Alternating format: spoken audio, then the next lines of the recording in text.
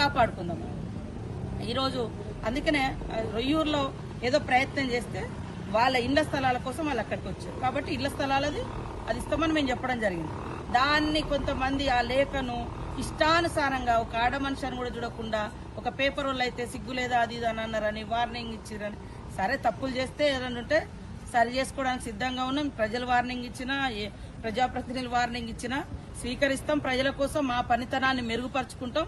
ఇంకా ప్రజల అభివృద్ధి కోసం సంక్షేమం కోసం ముందుకు పోతాం తప్ప వెనుకడుగేసేది ఉండదు. ప్రజల కోసం ఎప్పుడు కూడా నిలబడతాం. ఆదివాసుల కోసం నిలబడతాం, అట్టడుగు వర్గాల కోసం నిలబడతాం, కష్టాల్లో ఉన్నటువంటి వాళ్ళ కోసం సాధ్యమైంది. నేను మనిషినే.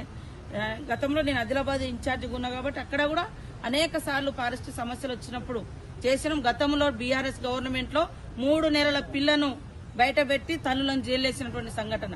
చెట్లకు కట్టేసి కొట్టిర్రు.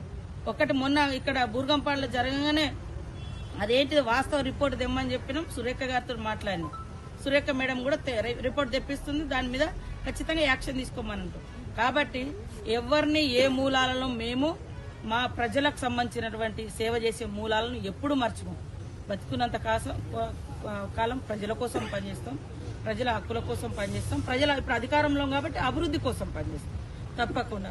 కాబట్టి కొంతమంది చాలా సంతోషపడుతూ ఒక ఆదివాసీ బిడ్డను టార్గెట్ చేసిరని కొంతమంది రాజకీయ నాయకులు చాలా ఉత్సాహపడుతున్నారు. ఇక్కడ లేనిది ఉన్నట్టుగా. అయ్యా నాయన నిన్నటిదాకా మీరే అధికారంలో ఉన్నారు, మరి ఆడ ఎందుకు ఇవ్వలే? శంకరాజపల్లెలు ఎందుకు ఇవ్వలే? ఇక్కడ జల కట్టెలతో చెట్లకు కట్టేసి ఎందుకు కొట్టిరు?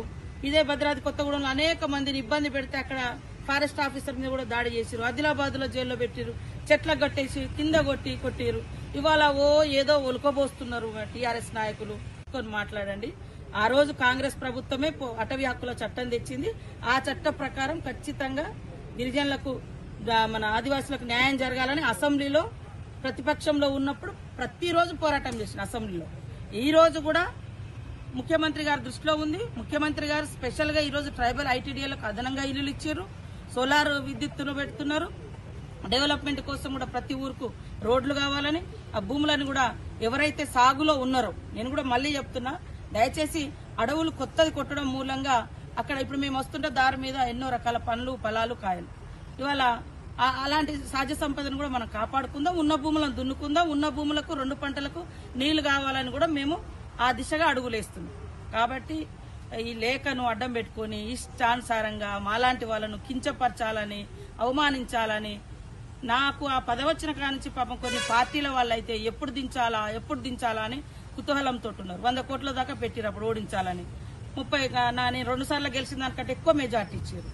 అయినా కూడా మంత్రి ఎక్కడో కూర్చోలే. ఇదే అడవిలో ఇదే ఊర్లలో ఆదిలాబాద్ పోయినా అదే ప్రేమతోటి పోయినా, వరంగల్ ఉన్న అదే ప్రేమతోటి పోయినా, భద్రాచలం పోయినా, ఎటు పోయినా అదే ప్రేమతోటి పోతాం, పని చేస్తాం, ప్రజల పక్షాన్నే ఉంటాం తప్ప ఇంకోటి కాదు.